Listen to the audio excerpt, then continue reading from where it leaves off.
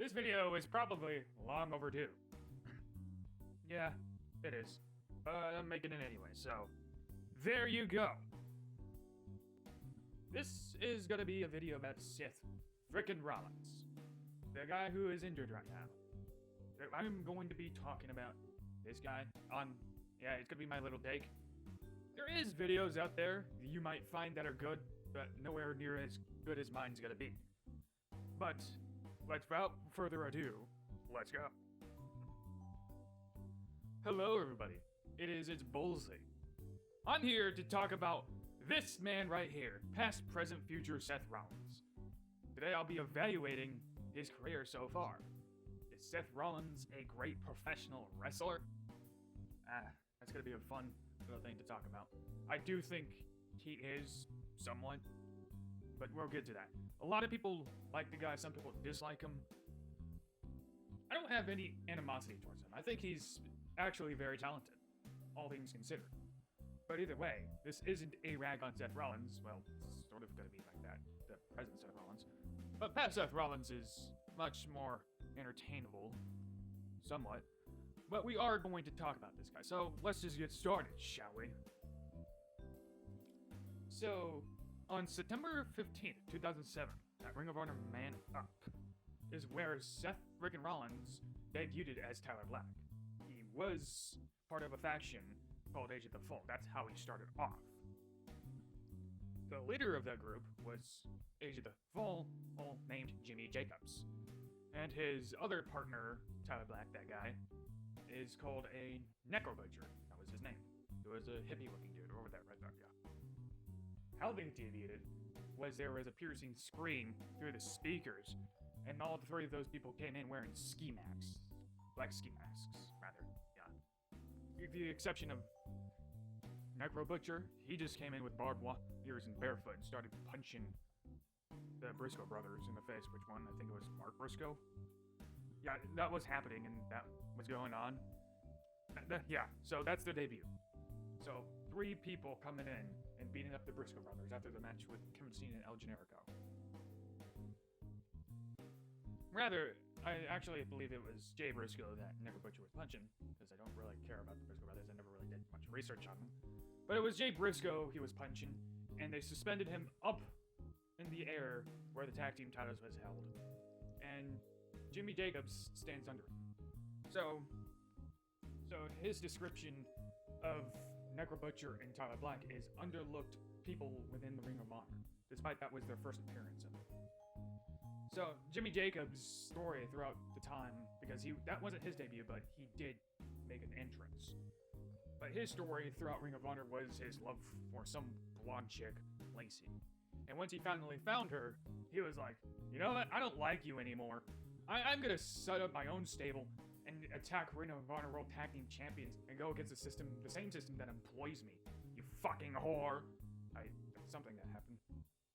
And basically, Jimmy Jacobs' character was supposed to be against the system. Though it did kind of make sense for his character, if you kind of do know what you're talking about and know what you're reading. So, he is this angst teenage character in Ring of Honor, so it does make somewhat of sense. The Necro Butcher and Tyler Black also follow suit, but we don't really know why they're following Jimmy Jacobs outside of the fact that he's just against the system. We don't know why they are. They just debuted.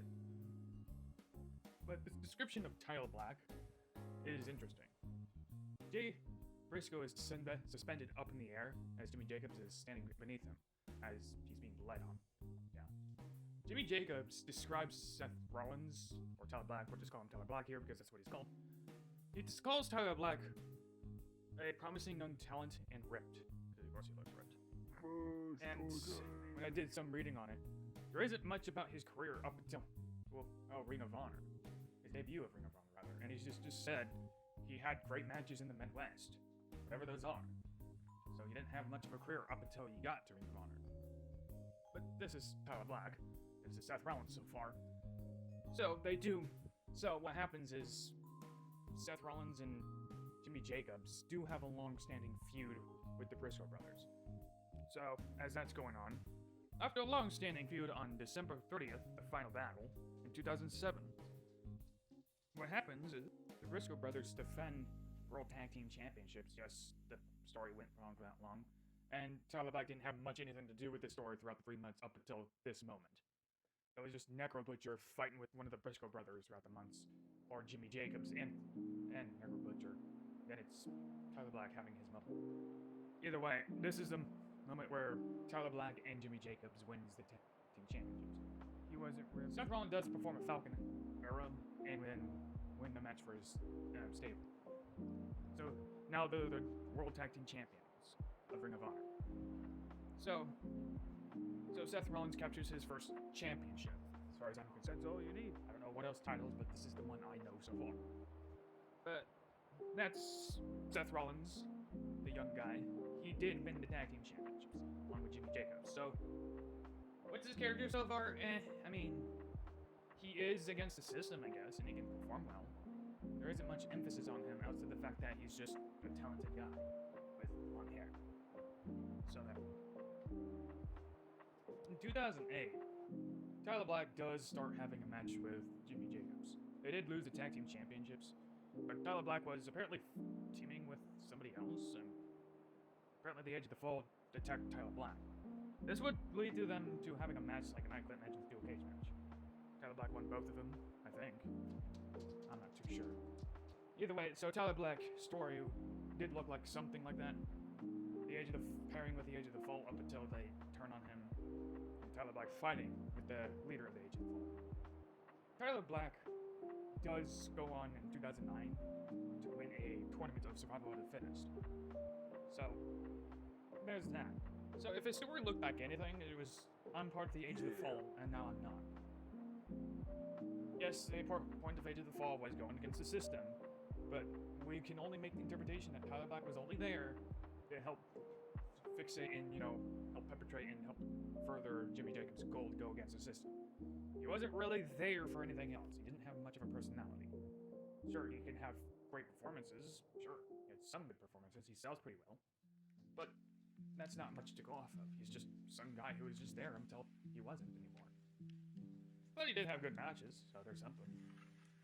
So it was up until 2010 he became Ring of Honor World Champion. Now keep in mind, Ring of Honor was going in debt. In fact, they were in debt. Sinclair went in debt. And what happens was Sinclair was facing financial difficulties. Eventually, Ring of Honor went on a hiatus in 2021. Fortunately for them, their failing company was bought by another failing company.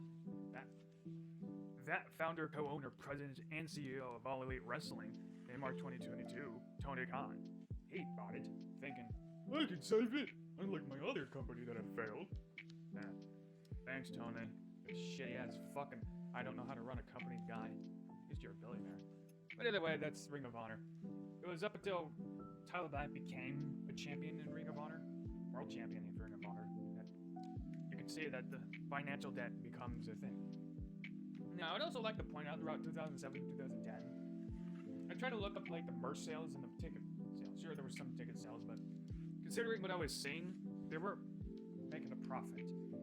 They didn't move anything, and the guys they had like as their main event people weren't draws.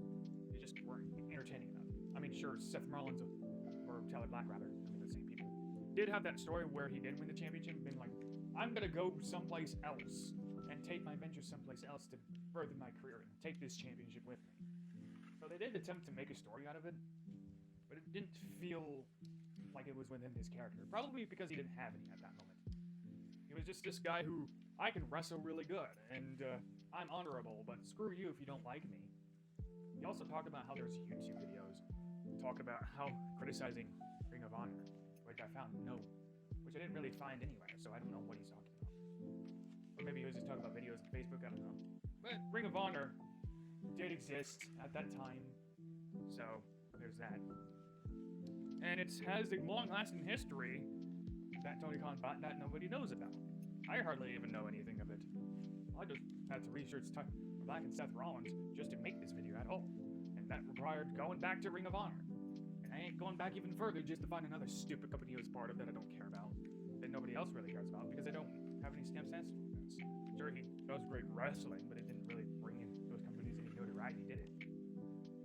Either way, this is Seth Rollins and Ring of Honor so far. He was part of the Age of Old, then he wasn't. He fought some people and had some good matches. He was a tournament winner, and he won Ring of Honor World Champion. And thus kickstart his probably first storyline, main storyline, that really was just about him going to another company. But, I mean, I guess it was a good run so far, but it didn't really do much for Ring of Honor or him. But I guess it got him a job at WWE, so it was that. But now we get to FCW 2011. Was it 2011? I think so. I'm only brainstorming here. Okay, let's go. Brainstorming wasn't the right word, by the way. I'm going muscle memory. Don't know why I said brainstorm. But he does make it to FCW. Now, granted, I don't know much about FCW, but it was just another developmental program at the time, where it's guys who were just kind of trying to break out, got to wrestle, but there was time limits there, and it wasn't much to go off of. But it was pretty good shows, somewhat, because I did see a few of them. I found some of it too enjoyable, but I didn't watch too much of it, to be honest. I just had seen some of it, and some of it was fun. So, what I saw was Seth Rollins being the FCW World Champion. So he was a champion, and his championship belt was a medal around his neck. I guess you gotta improvise when you're a low-funded company. But the funny thing was, the two matches actually I saw from Seth Rollins was both with Dean Ambrose. One was a triple threat match along with Roman Reigns, and the other was a 30-minute Iron Man match along with Dean Ambrose. Now, as far as his character goes, he doesn't have a discernible gimmick or character. He's still kind of just a guy with a good wrestling background, I guess, who could do cool moves. Roman Reigns didn't have much of a character either, but it's still just about Seth Rollins. But either way, Seth Rollins is that, I guess, and he's having good matches and stuff. But either way, Seth Rollins was the FCW World Champion. Florida World Champion, I guess. I'm not sure what the middle one was. It was Florida Wrestling, Florida Cunt Wrestling, I don't know. But he was there, and he was a champion there. And yeah, he was main guy there. So, not much to go off of right there. But later on, he would go to NXT 2012 to become the first NXT champion. Does he have a discernible gimmick there? Does he have a character identifiable? Well, I mean, if you go back to like 2008 to 2010 Seth Rollins, he didn't have much of a character there either. He was just a guy who could perform well, still. In NXT, he had yellow highlights in his hair, and he did crazy wavy hair, and he was NXT champion. Does that count? Probably, but he was NXT champion. He did fight Jinder Mahal, and he did beat him. But honestly, to be quite frank with you, it was a tournament, and honestly, it was kind of boring. But yeah, he was NXT champion, so there you go. But he does then. It's weird because then he goes on to the main roster as NXT champion, though he is not really with the belt. He is paired up with Dean Ambrose and Roman Reigns, and they are called the Shield. They're the Hounds of Justice, so they debut at Survivor Series, and he's one of those members, and he's attacking Ryback. Ryback is put through the table with the triple threat powerbomb, and they slam their fists together in union. Their brotherhood. Now, he's the NXT champion. I'm not sure how they formed. I'm guessing they formed in NXT, but I didn't really pay much attention to NXT at the time. Well, shut up. When I watch NXT, you kind of get an idea. When you watch something, you would get an idea of who the person is. I didn't get an idea who Seth Rollins is. When he's with the Shield having the run, he does win the tag team championships along with Roman Reigns. He did beat Ryback, Daniel Bryan, and Kane. He did beat John Cena. Along with in a six-man tag match. He did beat Randy Orton, Sheamus, and Big Show in a six-man tag match. He did win the team championships along with Roman. But again, most of his moves is just, I'm very athletic and I can do great, cool moves. He's not really with a character yet. He's just part of the Shield. So the person who has the most discernible gimmick amongst the Shield would be Dean Ambrose. I mean, he was the unhinged person. He was the lunatic fringe. You can tell that because of his mannerisms. Sure, other guys look powerful and strong, and the other looked acrobatic, but more importantly, Dean Ambrose stood out the most at that moment. And it was Roman Reigns at one moment too. And it makes you wonder, what was Triple H's hang up over Dean Ambrose? Or rather, Seth Rollins. Sorry, got it wrong. What was Triple H's hang up with Seth Rollins? Like, is he just a great wrestler to him? Who knows? But either way, that Seth Rollins was acrobatic and crazy, athletic, and he was CrossFit Jesus. He was called that in Ring of Honor too, by the way. But he was tag team champion. He did lose those titles to Goldust and Cody Rhodes. So, yeah, that was a fun run. They also do fight with the Wyatt family several times. They lose to them every time. They did also fight Evolution and won both those bouts in Extreme Rules and Payback. So, after those bouts, Triple H has a plan B. There's always a plan B. And apparently, it was Seth Rollins turning on the Shield members. Now, I have several questions about this. One, if Triple H was just going to do this, why fight them at all? Why bother even trying to fight them? And two, if your goal was to fight them, why would you want to recruit one of them, being that they're one of the people you're trying to destroy or kill? It's, who cares?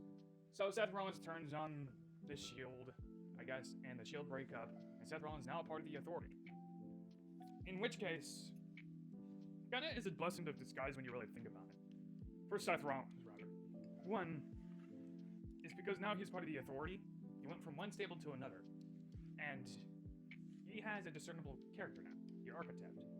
He's a weasel, a scumbag, and a golden child who has a high sense of worth. So he believes himself to be awesome. Though it's kind of out of nowhere, he didn't have a discernible character throughout his years up until this moment. So 2014, Seth Rollins has a personality. This is good. Good here. So it starts off his actual great run. So he's not just some guy who can do cool moves. He feels like a person. A person you want to hate, actually. A person you want to punch. So he does have a feud with Dean Ambrose throughout the time, and with John Cena, because of course we need hero John Cena.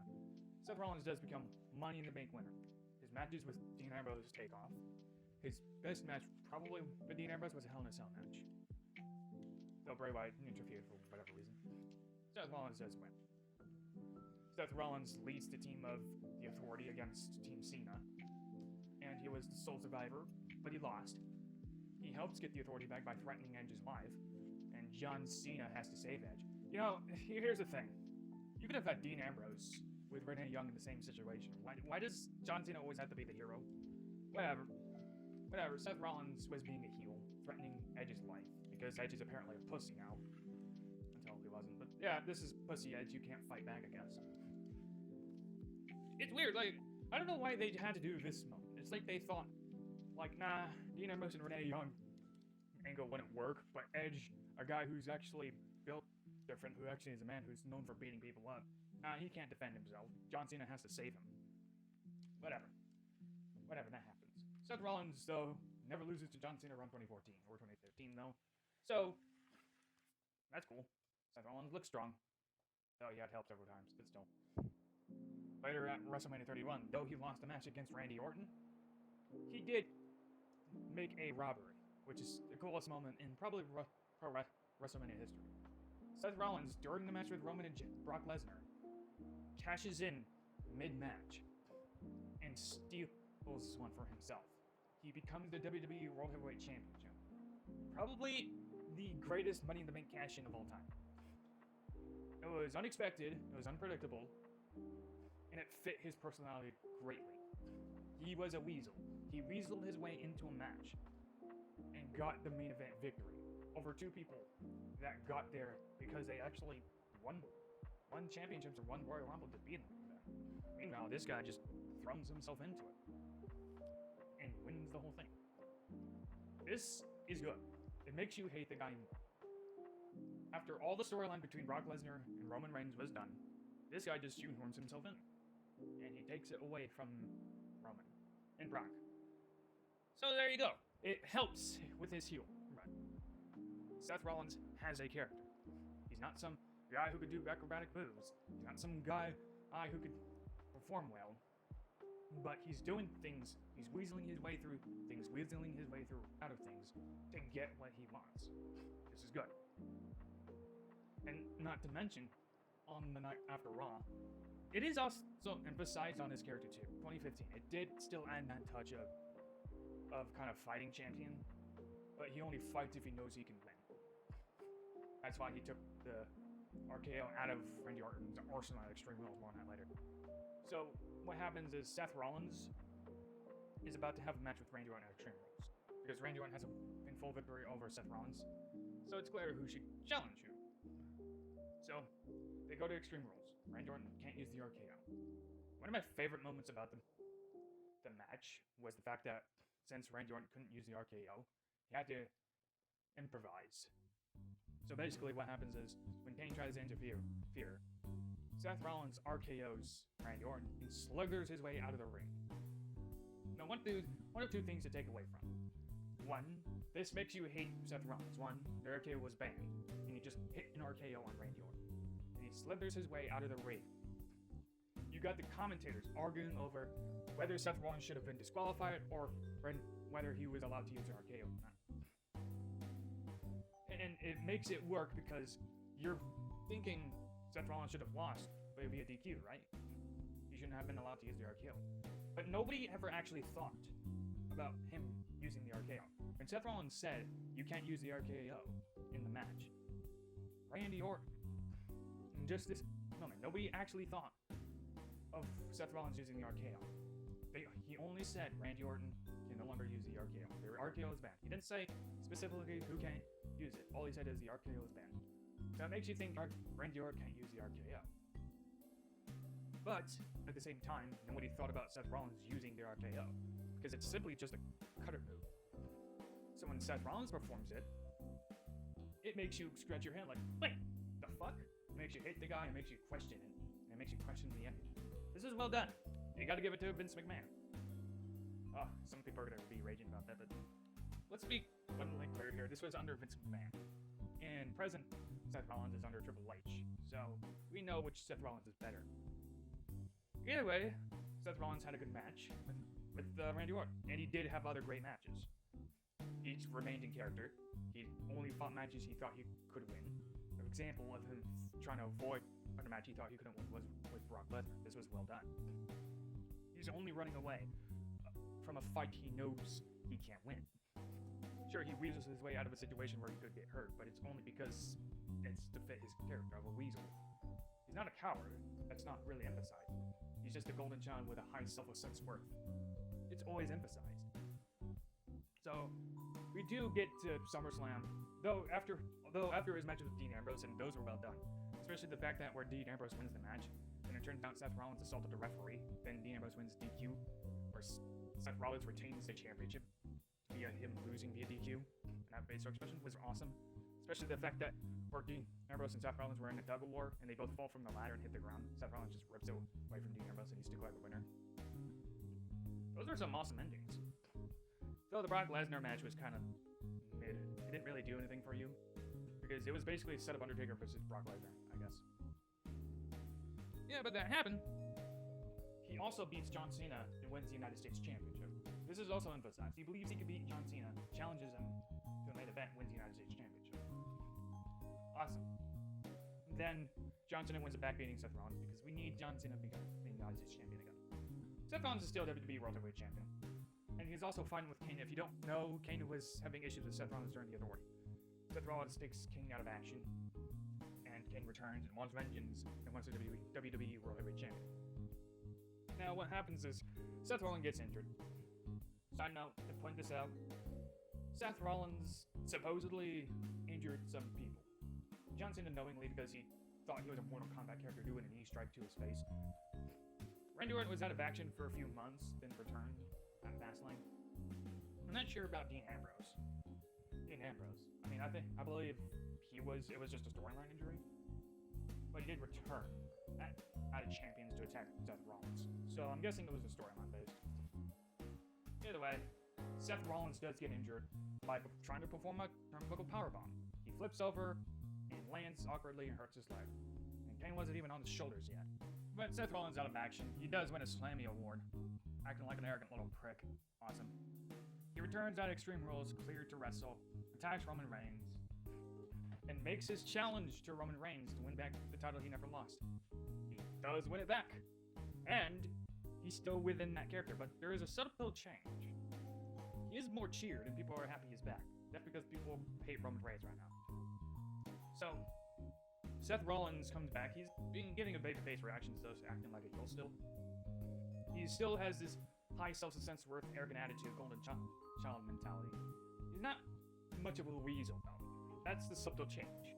He's not trying to get out of situations, but you could also tell he's being more careful. Probably for a lot of reasons because of it. His hurt injury and his reckless behavior that got himself hurt. Also hurting others, like John Cena. Either way, Seth Rollins does look like this. You can see a subtle change in his demeanor. He's not trying to get out of a match. In fact, he's trying to win it.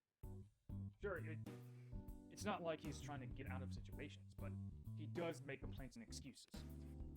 But we'll get to that later. What happens is, Seth Rollins does win back his WWE World Heavyweight Championship, so he beats Roman Reigns clean. This suggests that and this is in 2016. This is Seth Rollins in 2016. He's CrossFit Jesus, and he's probably more over than he ever was before. And it shows. Though 2015 Seth Rollins was better, Seth Rollins 2016 didn't really get much of character development or focus on character. It's just he kind of just becomes more of a guy of a babyface. But we'll get to that later and what happens. But so far, he still has this heel run. Seth Rollins, probably his best moments in 2016 was his feud with Dean Ambrose. But when he wins the WWE World Heavyweight Championship, what happens is kind of deja vu. And kind of like you could consider it karma if you really want to. Dean Ambrose attacks Seth Rollins from behind and catches him and steals it from Seth Rollins. Now he's the WWE World Heavyweight Champion, Dean Ambrose is. Now, this is funny because Seth Rollins was making excuses. He didn't win that from me, he stole that from me. And this is funny because if you really think about the irony of this, of him saying this, he did the exact same thing. Only when the match was continuing. He got his victory. But Dean Ambrose just waited up until to a moment and took it from him afterwards. It's funny because when you really look at it in hindsight, Seth Rollins is two-time WWE World Heavyweight Champion. So he didn't win back the title he never lost. He just lost it the same day the man won the Money in the Bank. It happened to be the person he fought with when he was part of the Shield. So, Seth Rollins has a few matches with Dean Ambrose. One on SmackDown, one on Raw. Raw, he ties with him. SmackDown, he loses against him. On Battleground, he loses against Dean Ambrose, but he wasn't the one pinned, it was Roman Reigns. So, Seth Rollins, now going for the Universal Championship, that red licorice belt, that thing, that existed. Stephanie McMahon is like, Seth Rollins, you're gonna be Universal Champion. Everybody else has to fight for it. So he's still getting that golden child treatment, for the most part, by Stephanie. So Seth Rollins is put in the main event because he was considered the future. Funny enough, he had the character of the man throughout 2015 and 2016. And Roman Reigns was like, I'm the guy. Another thing that made me laugh the most was when Seth Rollins was called the man, and Roman Reigns was called the guy. He was like, I'm the dude. They should have ran with that shit throughout the fucking 2016. I'm the dude, bruh. And funny. And then again, it wouldn't really match his Lieutenant personality, though he did have funny little angles that were happening. They were really funny, and they were cool, though he didn't like them. But back on Seth Rollins, he fights with Finn Balor. Seth Rollins challenges his inner reckless 2015 Seth Rollins and throws Finn Balor into a barricade and dislocating his shoulder. I miss 2015 Seth Rollins. So, Finn Balor does beat him anyway. So Seth Rollins loses to a man that he just crippled. Awesome! Awesome! Congratulations, Seth! You lost to a cripple. Yay. Well, Finn Balor wasn't crippled for long, though. He did relinquish the title the next day, and Seth Rollins was one of the challengers again. Only for his golden title he was to Triple H turn on him because he got injured that one time. It's weird. It is kind of interesting, huh? And that's when Seth Rollins turned babyface. Now, we already know he's stupid in real life, but throughout his character, he was supposed to be smart, the smart one of the Shield. He's not. He's supposed to be calculative, even though he never really was calculative, but he was a smart one, the architect. Man. There's one moment on Raw where he was a babyface, and it kind of made me scratch my head. Seth Rollins like I said before, Seth Rollins only picks fights he knows he can win. But when he was with Braun Strowman, for some odd reason, he's like, he looks like a bum I could take on the streets, and attacks him. This is a weird change of character. Like, he never emphasized this sort of personality of some guy who's willing to fight anybody. Sure, you called himself a fighting champion, but he's not. Yeah, but imagining yourself looking at somebody like Braun Strowman, and it's like, you know what, I could take him, and then throwing a punch and expecting him to like knock him out. Yeah, that's not really realistic. But it does lead to a match that nobody really remembers. But there's one moment Seth Rollins channels his inner Rekka with Rollins and lands on the barricade stomach first. Like, this guy really just likes getting himself hurt, doesn't he? But moving on. He does have a feud with Kevin Owens and Chris Jericho, mostly Kevin Owens. He fights for the Universal Championship, and he never really wins it because Kevin Owens and Chris Jericho mostly interfering. Seth Rollins was part of a Survivor Series Raw vs. SmackDown, and he doesn't really win that one for his team. He does have a fight with Chris Jericho at Roadblock, and he isn't really part of the Royal Rumble, if he is at all. But he is hurt. But he does have a match with his mentor, Triple H. Now, the reason why Triple H dislikes Seth Rollins and wanted to turn on Seth Rollins was because, and I quote, I gave him everything, and he got himself hurt and handed everything back. I mean, that's not a real good reason why to turn on protege there. Then again, Triple H likes turning on his own mentorees, like Randy Orton. He's like, you know what, you're world champion. I want that world championship. And this time, when Seth Rollins wins world championship, he's like, how dare you give up that world championship? It's funny. Triple H wanted Randy Orton to give up his world championship, but he hated the fact that Seth Rollins gave up his world championship. Interesting. I guess it's because Triple H is the booker now. Yeah, probably it. Seth Rollins does win the match, though. Triple H attacks his wife accidentally and knocking her through a table. I don't even know why Triple H was the biggest babyface in that moment. But Seth Rollins beats Triple H and wins. Keep in mind, Seth Rollins never used the curb stomp again. Probably for good reasons. It was a harmful move that people could get hurt, and people did get hurt from it. So I think it's better to use it once in a while. It's like a punt, the punt. Randy Orton only stopped using the punt because of how dangerous it is. So it makes sense. Though I think it should only happen once when it feels special. That curb stomp. But 2017, Seth Rollins beats Triple H. So he wants the Universal Champion. Brock Lesnar now having the licorice title, and Seth Rollins still wants that licorice title. He's going to fight for it. Though he's not really going to be fighting for it at all because he fights with Bray Wyatt at Great Balls of Fire. His balls are on fire. I'm not sure what the theme of that pay-per-view was supposed to be, but it was a pay-per-view. Good job, Vince McMahon. You came up with another great idea there.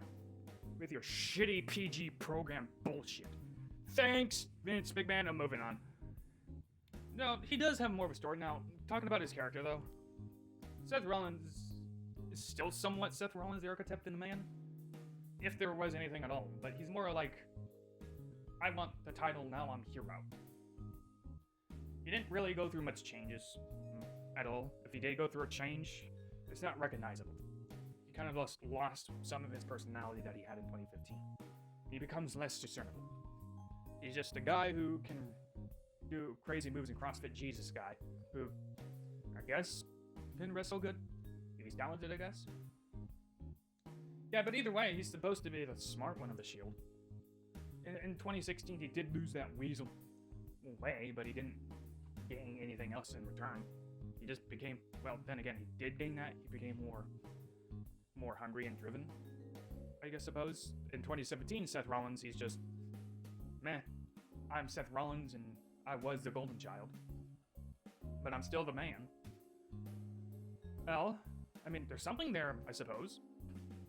But he does win the Raw Tag Team Championships along with Dean Ambrose because they had a storyline where they got back together but they didn't trust each other entirely. even though Dean Ambrose had less of a reason to trust Seth Rollins, and Seth Rollins had more of a reason to trust Dean Ambrose, because Dean Ambrose isn't necessarily disloyal. That's Seth Rollins. Though again, it's not really emphasized whether he is loyal or not. He just went from one faction to another. So maybe he's just loyal to himself and he's selfish and willing to take what he wants that benefits him the most. So maybe that's his character. I don't know why he would act loyal now. Maybe it's character development. Maybe his match with Triple H realized that he was loyal to the wrong thing and maybe he regretted it.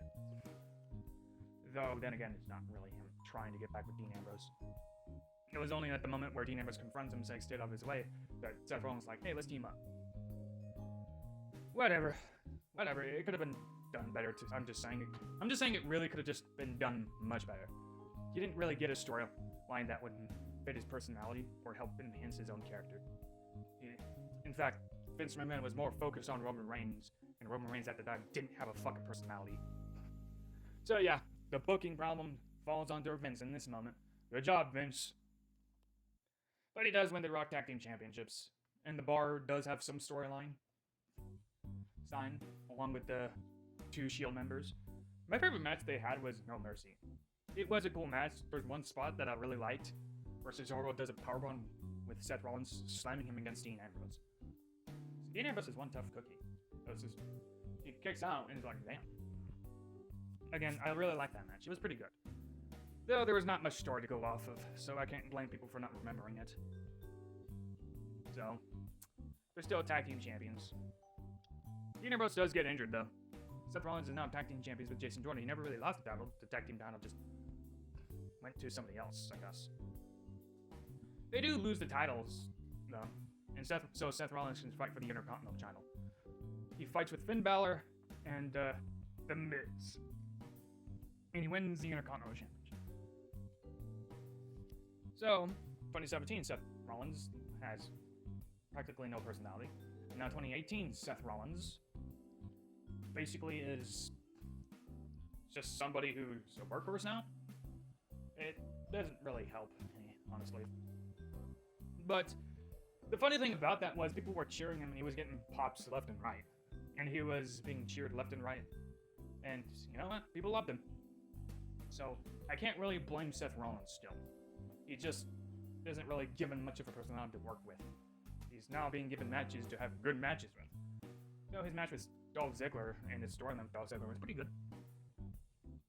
But in 2018, Seth Rollins is just Seth Rollins with work right now. So anything, he's just going back to his original roots as a Ring of Honor performer where he's CrossFit Jesus who could do cool moves and crazy acrobatic moves. Blasphemy again. He's acrobatic crazy and has awesome moves. He's good in the ring. He's great. Dean Ambrose returns and helps him retain the Intercontinental Championship at SummerSlam. Then they both help Roman Reigns win the Universal Championship at SummerSlam. And now the Shield are back together. Why? We don't know. It's just to wing it. There's no storyline in place. They're just back together. Why did they go back together again? Who knows? Who knows? Roman Reigns was his most hated at the time. And apparently we need the story to be fixated all around Roman. He didn't have a fucking personality. But moving on. I'm just gonna move on. As I'm continuing this, Roman Reigns does relinquish the Universal Championship. The same day, Dean Ambrose and Seth Rollins wins the Tag Team Championship again. Dean Ambrose turns on Seth Rollins, attacks him. Seth Rollins defends the tag team titles on his own and loses them. Then loses his Intercontinental Championship to Dean Ambrose at Money in the Bank. Though, Seth Rollins does win the Royal Rumble, I believe, in 2019. And goes on to challenge Brock Lesnar for the Universal Championship, that red licorice belt thing. That red licorice title thing. Yeah, it still exists. Still at that moment. Seth Rollins wins the red licorice belt, his biggest victory of all time, beating Brock Lesnar for a title you can actually eat. Yeah, that's the title. And fights a bunch of times with Baron Corbin and Lacey Evans along with Becky Lynch. And by the way, he lost his main gimmick because it was stolen by his future wife, Becky Lynch. It's mine now. Yeah, thanks, Becky. You fucking original asshole. At least she was white hot throughout 2018. Or something. or was it 2018? Yeah, it was 2018. She did beat Ronda Rousey and Charlotte Flair in the same night, but she stole Seth Rollins' main gimmick. So, and it's weird because, like, in the storyline, it just gets worse. They had to let us know every time. That's Becky Lynch's boyfriend. Yeah, congratulations, Seth. You've been relegated from Golden Boy to Becky Lynch's boyfriend. Nice. I would want to be Becky Lynch's boyfriend over being the top dog of a fucking professional wrestling company selling out pay-per-views. Now I'm just Becky Lynch's boyfriend. Man, I'm living the dream. So he does lose the Universal title back to Brock Lesnar. You can see how out of character he is now, or lack of character he has anyway, because at that moment, now he is a pussy. He gets beaten up by Brock Lesnar, and he's barfing up blood, and he's coming out like, I'll fight Brock Lesnar if it's the last thing I do. Remember the time I said Seth Rollins in 2015 only fought people he knew he can win? This Seth Rollins is just stupid. He went from kind of, story-wise retarded to story-wise real retard. Even though that's actually what he is in real life. But either way, Seth Rollins is now fighting Brock Lesnar injured, and he wins convincingly. Sir. He wins back the Universal Championship. Only for him to fight with Bray Wyatt and bury that character at Hell in a Cell by getting disqualified. Yeah, fucking great. Great. Who's writing this shit? Hi, Vince. Is that really what you wanted to do? Really? Who wrote this? What is going on here? 2019 Seth Rollins has never been worse than ever before. Until 2023 Seth Rollins. But either way, this is probably his worst moment yet. And worst thing, he goes on Twitter defending that bullshit. Oh, I guess you're the golden child still who thinks he's hot shit. Meanwhile, your wife stole your fucking gimmick, calling herself the man with the fucking pecker. You get pounded every day. Who was really pregnant that day, Seth? Huh? Whatever. So, Seth Rollins loses the Universal Championship finally to Bray Wyatt, although Bray Wyatt's character is somewhat killed. Vince McMahon seemed to be more hell-bent on killing that character than butting him up, because you could tell that when Bray Wyatt lost the 20-minute match to Bill Goldberg, it was about to give it to Roman. He still had that fucking weird fetish of being pounded by Roman. It's like he fucking dreamed of it. He just jerked off to anything Roman did. I don't get it. Yeah, Seth Rollins is somebody Triple H jerks off to, so we know why he was the main top guy as well. Seth Rollins goes to... I don't know what fucking Seth Rollins did at WrestleMania, honestly. Sure, I mean, he complained about around Survivor Series, I believe, about how he brought back the Universal Championship, and it still wasn't enough. Even though the point was, the story was shit. The story with the Universal Championship was shit. So it's not really his fault. Though, his defenses for the shit he was doing within the professional wrestling world became a lot more dumb. It's like he wanted to emphasize how dumb he is and stupid he is. And he continues to do that. But either way, 2020 Seth Rollins becomes something of a character. Now he's tactical. Yeah, he's teaming with Buddy Murphy. But there's not much anything to go off of, but he is a heel. He doesn't really do much of anything noteworthy in 2020, to be honest with you. It is the COVID era. I mean, Samoa Joe, there's one moment where he has a problem with Samoa Joe. That was pretty good. There's one moment where Dominic Mysterio attacked him, and Dominic Mysterio has his match with Seth Rollins, so that's also good. I think he was tag team champion with Buddy Murphy, but I'm not sure how noteworthy that is. It just happened. But it was around 2021 he starts becoming more of a character again. Vince McMahon has an idea and gives him a comic book character style. So Seth Rollins is acting more like a Joker. He's laughing around. He's acting like a sociopath. It's pretty cool.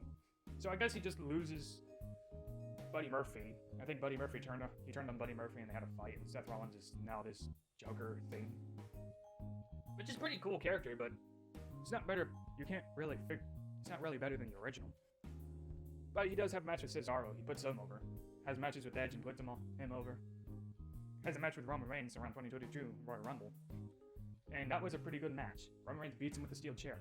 Seth Rollins wins via DQ, but doesn't get the title. Pretty cool. Seth Rollins also has his main event at WrestleMania. Two-nighter event. He fights with Cody Rhodes and puts him over. Puts him over the second time, the third time. Before the match, Cody Rhodes does a bench press and hurts himself. and then wins the match, only to be out of action for the rest of the year. Are you happy now, Seth Rollins? You put over a guy who's now out of action for the rest of the year. You switched your momentum to somebody else who decided to fucking hurt himself doing a bench press. Are you happy now? You lost to another cripple. Yay! This time he crippled himself. But, going off of that, he did win the United States Championship. And, he was still a heel until he turned babyface. That's because of Austin Theory, and now he's babyface. Because, of course, we needed babyface Seth Rollins. But then again, there was one promo that I actually kind of liked, but it's not better than his previous promos back in 2015.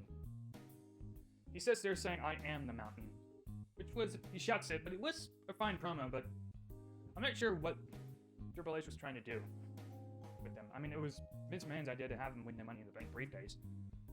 And people say they pipe on fake crowd reactions, but they were still doing that for Austin Theory.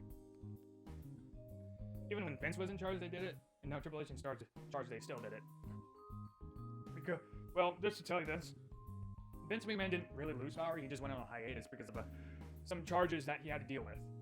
So Triple H had to take over momentarily, and Vince McMahon wanted part of the creative team. They did get him out of office not out of office, but he was out of the creative team at some moment in time. Vince McMahon wanted part of it again at some point, but then was out of it at 2023. But we'll get to that later. 2022 wasn't a bad year, I guess, but it was mostly because of the Bloodline story. Seth Rollins didn't really do anything like substantial, but he was United States Champion. And around 2023, he starts losing that Joker gimmick. But he does fight with Logan Paul at WrestleMania 39 and win. Some people were saying he should be World Heavyweight Champion now. So he does win it at Clash of Champions, but then you'll see him lose pretty much all his character. Now he's just a hard-working dude. And his whole goal of being a world champion was to be a better world champion than Roman Reigns, which doesn't really help the case of the World Heavyweight Championship either.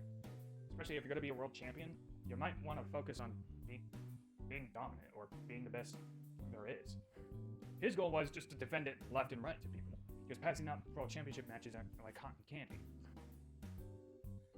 Yeah, going over this, in fact, people were saying, kind of rooting for the heels to beat Seth Rollins to win the World Heavyweight Championship. So that should tell you something. He's just wrestling the same match he wrestled last time. 30-minute banger thing. That's not really something I'm looking forward to within a World Heavyweight Champion. Sure, the lack of defense from Roman, the lack of presence of him kind of affected the show of SmackDown, but he still had a presence. Or rather, he had a personality.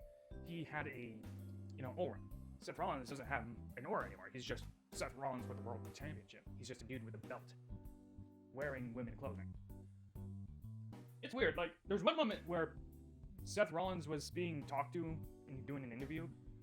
The reporter brought up Roman Reigns saying Seth Rollins wearing women's lingerie because Roman Reigns roasted the fuck out of him on SmackDown Live, responding to Seth Rollins' comments on Raw. Don't get me wrong, Seth Rollins had a fine promo on Raw, but Roman literally roasted the shit out of him, like slapped him around. Seth Rollins in that interview was like, come up with better insults. I have fashionable taste. Okay, let me just point this out. One, it's not an insult to say you're dressing up like your wife. It's a fact. You're dressing up like a fucking woman, and you're supposed to be a world champion. Please act like it, for the love of God. Please. And two, if you really talk about fashionable sense, just make your wife wear that kind of shit if you want to see somebody wear it. Better yet, don't have anybody wear it at all, just wear a fucking suit and tie. Is it really that hard? I mean, you did that with a highlighter outfit that one time on fucking Raw. Why not just go back to wearing suits and ties like you did it with the Joker gimmick? Whatever. Yes, fashionable sense, that's why you wore high heels and stuff. Don't think too hard on it. Anyway, let's get back to his World Heavyweight Championship stupid fucking waste of a fucking time run. Where he's fighting everybody, and those everybody are hoped to be won. And here's the funny thing. When it came to those, World Heavyweight Championships run, he was a co-main event with AJ Styles at Clash of Champions. When it came to other pay-per-views like Money in the Bank, SummerSlam, Fastlane, Battleground, Crown Jewel, he was the kickoff show.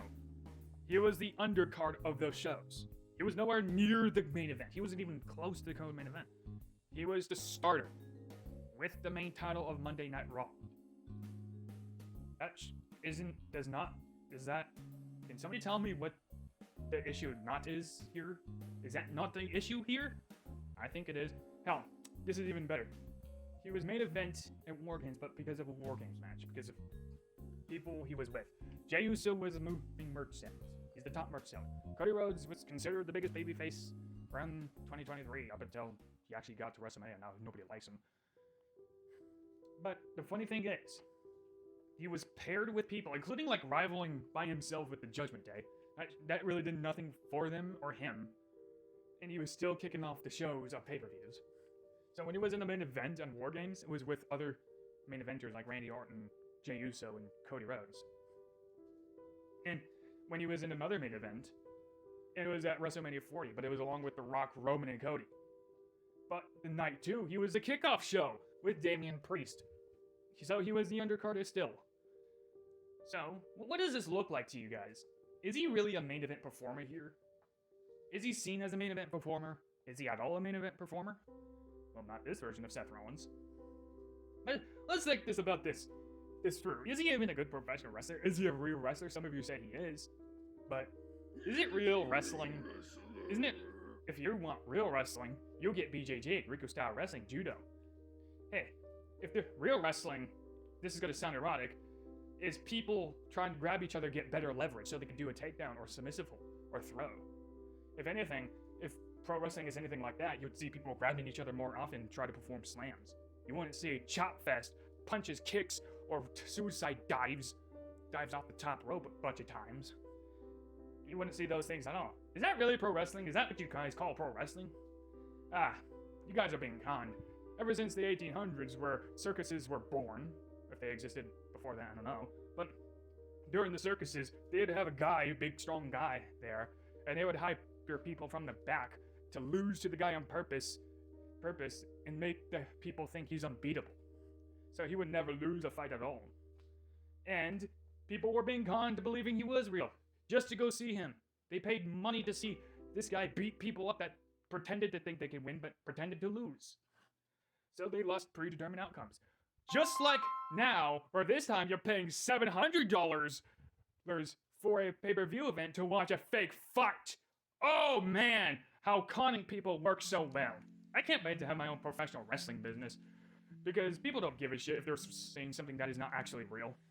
Real? I don't care if I'm being conned, I just want to see it. Yeah, congratulations. Cool. People are fucking amazing. Hey, by the way, if pro wrestling was real at all back in the day, it probably started off with backstreet street fights, where people would actually punch each other, but some big guys would perform grabbing moves and send them on the road or concrete. Boom! Yeah! And it later evolved to more choreographed of people grabbing each other and fake wrestling. Slam each other, then win. Nowadays, it's chop each other 100 times and kick out many, many times. That's real wrestling to you guys, not that BJJ or Greco-style amateur-style wrestling. Hell, not even MMA has that wrestling, despite it being mixed martial arts. It's not the wrestling you want to see. You want to see the fake ones. But it does have some grabbing, I guess, with the slams. But how many times can you see that overall? Because that's what really one of the reasons why Seth Rollins' run as World Heavyweight Championship sucked. If you see the same wrestling over and over from the same person and he doesn't do anything much different, eventually you're going to get tired of seeing the same things. Think about it for a second. Imagine the Rocky movies. If you always saw him box every scene, you're going to get bored. You have to allow breathing room, and that's not what this guy did. This guy just passed out World Heavyweight Championships like cotton candy. He wrestled the same match he wrestled the night before. When he wrestled Jey Uso, it's just a different character given a different look. Or rather this. He's wrestling the same match, he wrestled a different person later. Doing the same thing, doing the same moves. Kick out, big finisher, win. Yeah, how is this supposed to make me believe he's a good World Heavyweight Champion? Especially when you're having people like Gunther and Drew McIntyre say, oh, he's a good World Heavyweight Championship, he's done a good job.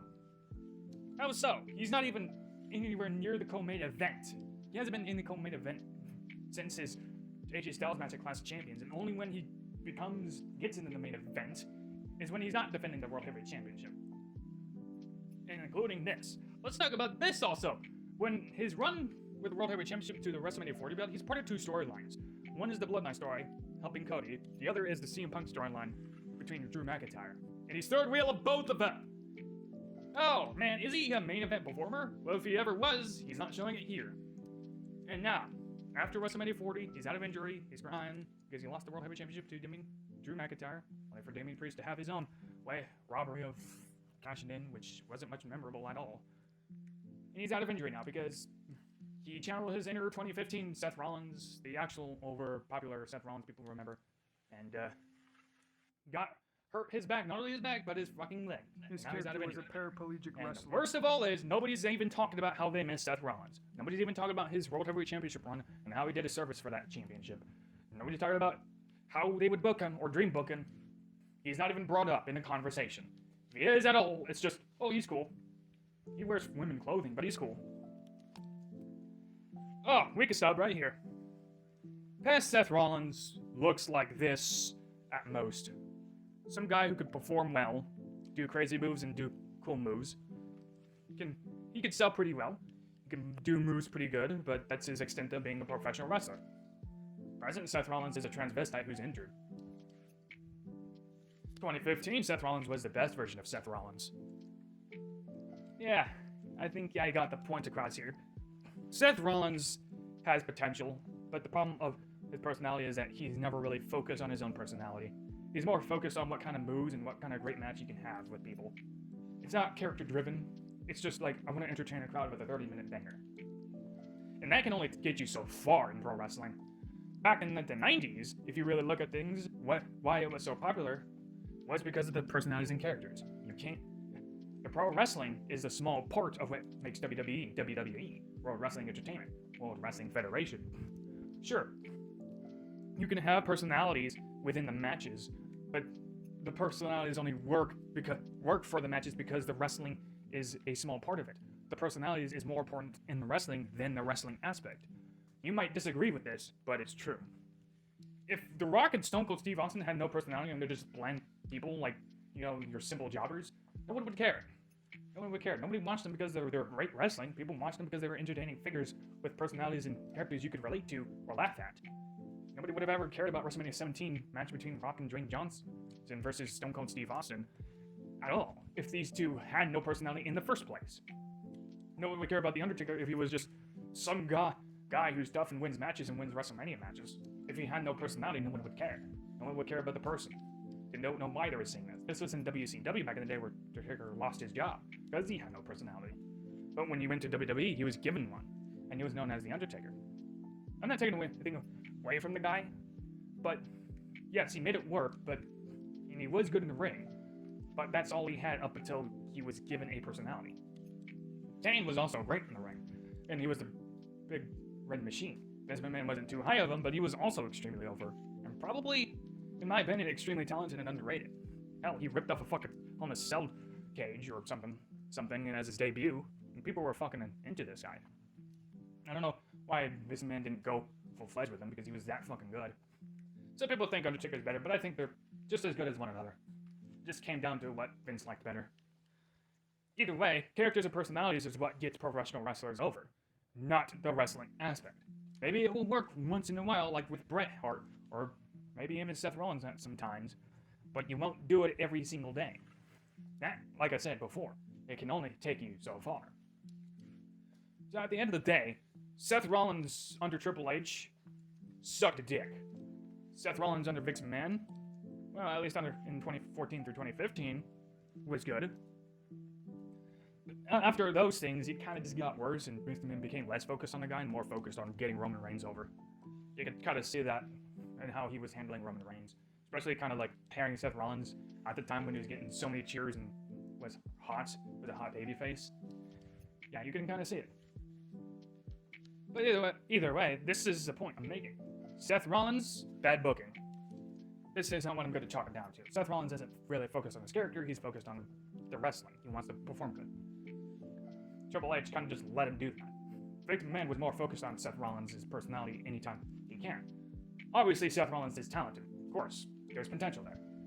It just so happened that he wasn't as over as he was ever before when it came to under Triple H or the Joker gimmick under Vince McMahon. At the very least, if you wanted to get this guy over, and if you do want to see value in this guy, you're probably gonna have to establish him as something. It's not gonna work if you're just, relying on this simplistic idea of professional wrestling. It didn't work that time. So, President Seth Rollins is injured and not even talked about. He's not even brought up. He's not even in a conversation at the moment. Until now. Seth Rollins could do something for the industry, but he's nowhere near the main event performer. Seth Rollins 2023 was buried. Whether you like that statement or not, it's true. Jey Uso, Cody Rhodes, everybody else was more over on Monday Night Raw than Seth Rollins ever was. He was just some guy that with their belt. People rooted for Nakamura over this guy to win the World Heavyweight Championship. And he's a babyface. Seth Rollins was a babyface. Nakamura was a heel, and they rooted for him. And Nakamura wasn't even that big of a star. He still isn't. I think there's a problem right there. He's supposed to be a babyface, elevating people or elevating the World Heavyweight Championship and making it look like the most prestigious title in Raw. Instead, he made that title look like a workhorse title for anybody that can fight for it. That's the point of the Intercontinental Championship and the United States Championship. The World Heavyweight Championship is just another mid-card, and it was just a mid-card under him. Yeah. So, what do I think about Seth Rollins? Do I think he's actually great? He's good. I think he could be better. And if he does return, honestly, I don't see him do anything noteworthy as long as Triple H is kind of in control. Triple H only cares about the wrestling aspect. He doesn't care about characters and storylines. As much as you think he does, he doesn't. And if he does do a storyline, you'll see a bunch of friendship and betrayal storylines on the shows. There is really no storyline. In fact, if he actually cared about storylines, he would have had Randy Orton versus Cody Rhodes storyline and have Randy Orton win King of the Ring to challenge Cody Rhodes. Did he do that? No.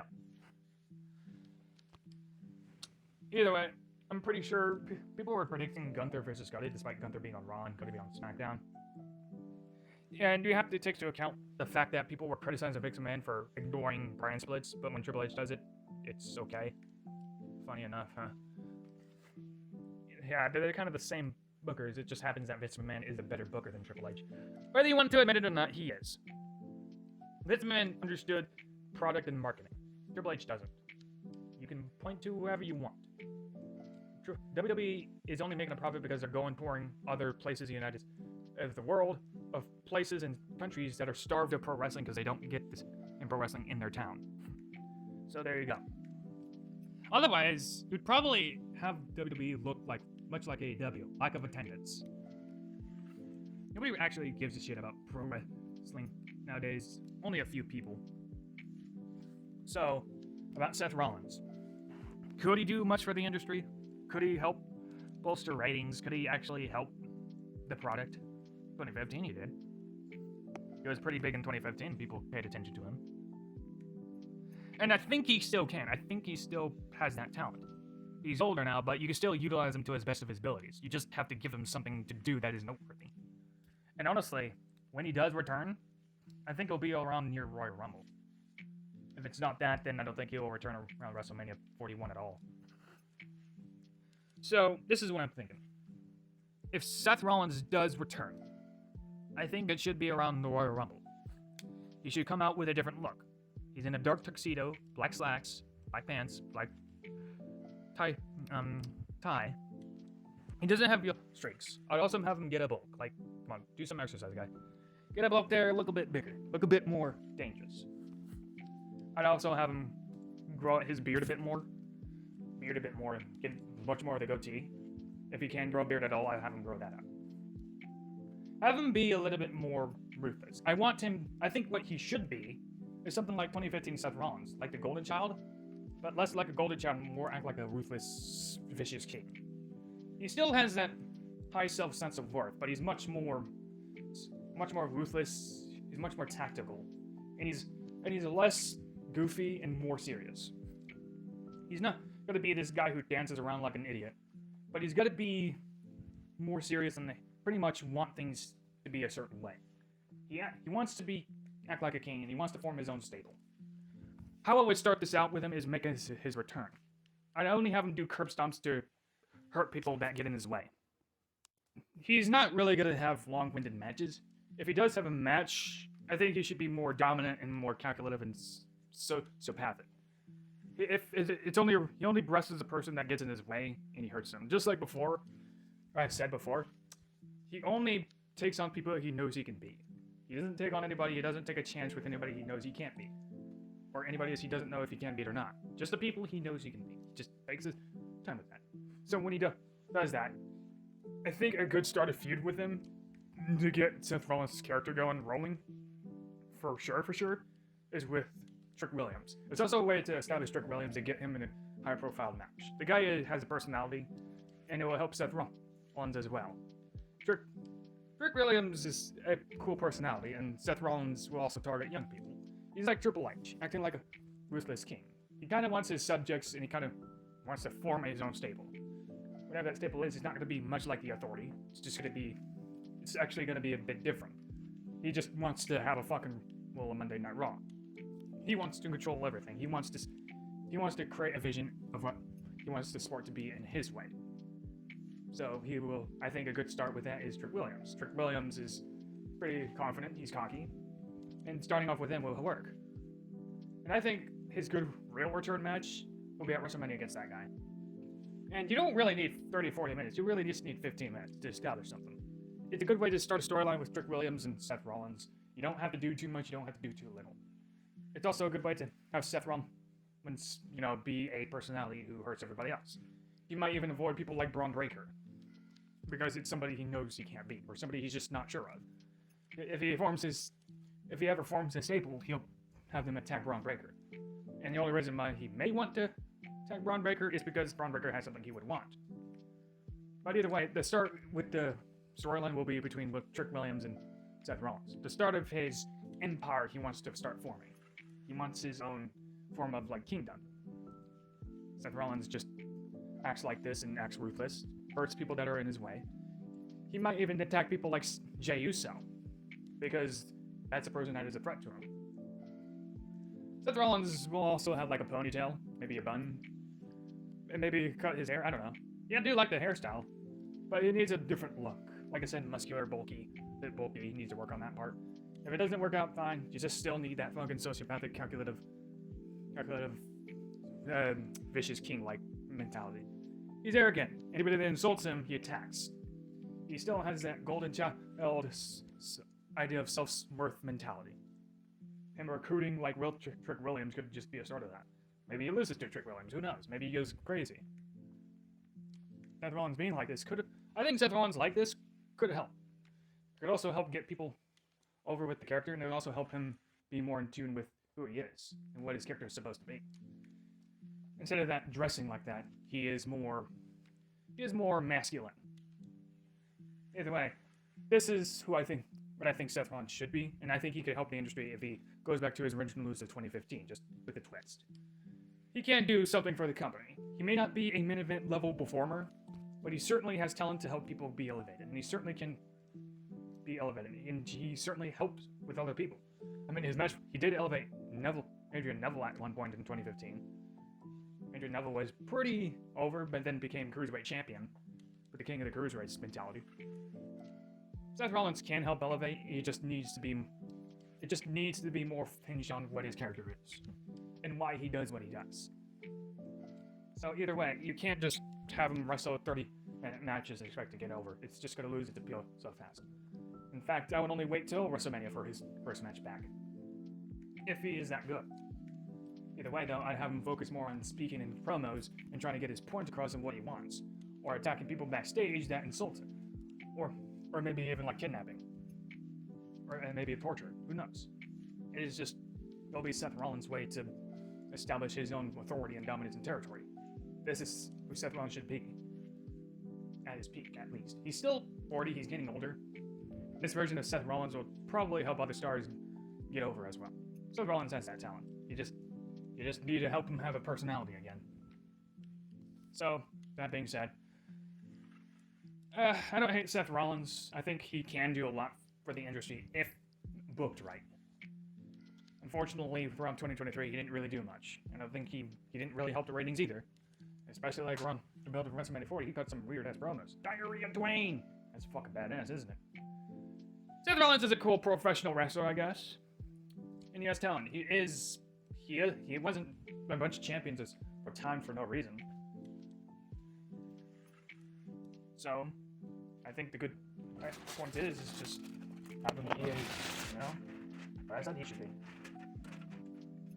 See you later, people. Bye-bye.